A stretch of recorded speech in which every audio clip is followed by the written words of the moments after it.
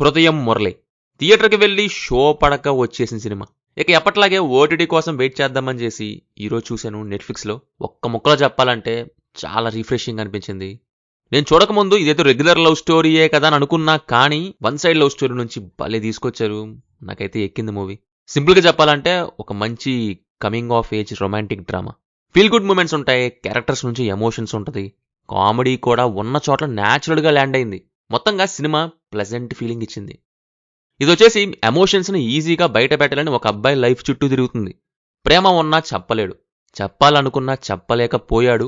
అలాంటి లైఫ్ ముందుకు వెళ్ళిపోతుంటే రిలేషన్షిప్స్ ఎలా మారిపోయాయి, కొన్ని డెసిషన్స్ ఎలా లైఫ్ని ఇన్ఫ్లుయెన్స్ చేశాయి అనేది చూపిస్తారు. ఇది యాక్చువల్లీ కొత్తగా అనిపించింది స్క్రీన్ మీద. అఫ్కోర్స్ ఇది లైఫ్లో జరిగేదే, కానీ సినిమాగా అంటే చూశానా అంటే ఏమో గుర్తులేదు. బికాస్ మోస్ట్లీ లవ్ స్టోరీ అనగానే first meet, songs, breakup, patch up అనే ఫార్మాట్. లేకపోతే ప్రపంచంలో నా ప్రేమే పెద్దది గొప్పది అనే సెల్ఫ్ డబ్బా డైలాగ్స్తో వచ్చేవి. ఇంకా అది నా పిల్లరా అని ఏడ్చి ఆటో వెనుక కొటేషన్స్ రాసినవి.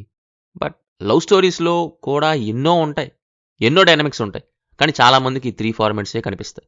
అందుకే అవే తిప్పి తిప్పి పీల్చి పిప్పి చేస్తారు. అవే ఈ మధ్య కంటిన్యూస్గా వస్తున్నాయి. వాటిల్లోంచి నేను డిఫరెంట్ అంటూ వచ్చిందే ఈ హృదయం మురళి. ఇది ప్రేమ, త్యాగం అనే పాయింట్ మీద కాదు, క్యారెక్టర్ గ్రోత్ మీద ఎక్కువ ఫోకస్ పెట్టారు. హీరోకున్న బిగ్గెస్ట్ కాన్ఫ్లిక్ట్ బయట కాదు, లోపలే ఉంటుంది. అదే సినిమాని ముందుకు నడిపించే పాయింట్. ఇంకా ఫ్రెండ్షిప్ పోర్షన్స్ కూడా బాగుంటాయి. ఫ్యామిలీ ఎమోషన్స్ కూడా ఎక్కువ ఫోర్స్ చేసినట్టు అనిపించు. ఒక స్టేజ్లో మనకు అనిపిస్తుంది లైఫ్లో చాలాసార్లు ఆపర్చునిటీస్ పోతాయి, కానీ మనం మాట్లాడాల్సిన మాట మాట్లాడకపోవటం వల్లే ఇంకొన్ని పెద్ద లాసెస్ వస్తాయని. ఒకసారి ఆ ట్రైన్ మిస్ అయితే మళ్ళీ రాదు అని మనకు తెలుసు. ఆ ఫీల్ ఎలాంటిదో కూడా తెలుసు. అలాంటిదే ఇక్కడ చూపిస్తారు. ఆ పాయింట్ని చాలా సింపుల్గా కానీ ఎఫెక్టివ్గా చెప్పారు. ఇంకోటి ఏంటంటే సినిమా చాలా బ్రీజీగా ఉంటుంది. లొకేషన్స్, ఫ్రెండ్షిప్, చిన్న చిన్న మెమరీస్ ఇవన్నీ కలిసి ఒక నాస్టాలజిక్ ఫీలింగ్ క్రియేట్ చేస్తాయి. మన ఓన్ లైఫ్లో జరిగిన కొన్ని మూమెంట్స్ గుర్తొచ్చినట్టు ఉంటుంది. అదే సినిమాలోని స్ట్రెంత్ అనొచ్చు. కామెడీ కూడా రన్ టైం కోసం పెట్టినట్టు ఉండదు, క్యారెక్టర్స్ నుంచి జనరేట్ అవుతుంది. హీరో ఫ్రెండ్స్ అంటే హీరో అనుకోండి ఏదో హీరో కోసం చేసే వాళ్ళ కాకుండా కొద్దిగా వాళ్ళ లైఫ్స్ గురించి కూడా రాసినట్టు ఉంటుంది. ఇక్కడ లవ్ స్టోరీలోని ఎమోషనల్ సీన్స్లో ఓవర్ మెలో డ్రామాకి వెళ్లకుండా కొంచెం రెస్ట్రైన్ మెయింటైన్ చేశారు. అందుకే ఎమోషనల్ మూమెంట్స్ ఇంకా బాగా ల్యాండ్ అయ్యాయి. మెయిన్లీ హృదయ క్యారెక్టర్ రైటింగ్, డైలాగ్స్, చెప్పరా బాబు అనే చోట ఆ క్యారెక్టర్ చేసే థింగ్స్, మాట్లాడే విషయాలు ఆ క్యారెక్టర్ సైడ్ నుంచి కనెక్ట్ అయ్యేలా చేసింది. పర్ఫార్మెన్స్ వైజ్ అథర్వ చాలా సెటిల్డ్ పర్ఫార్మెన్స్ ఇచ్చారు. ఆ క్యారెక్టర్లో ఉండే హెసిటేషన్, ఇన్నోసెన్స్, కన్ఫ్యూజన్ అన్ని న్యాచురల్గా క్యారీ చేశారు. హీరోయిన్స్గా చేసిన వాళ్ళందరూ కూడా బాగున్నారు. స్క్రీన్ మీద మంచి ప్రెజెన్స్ ఉంది.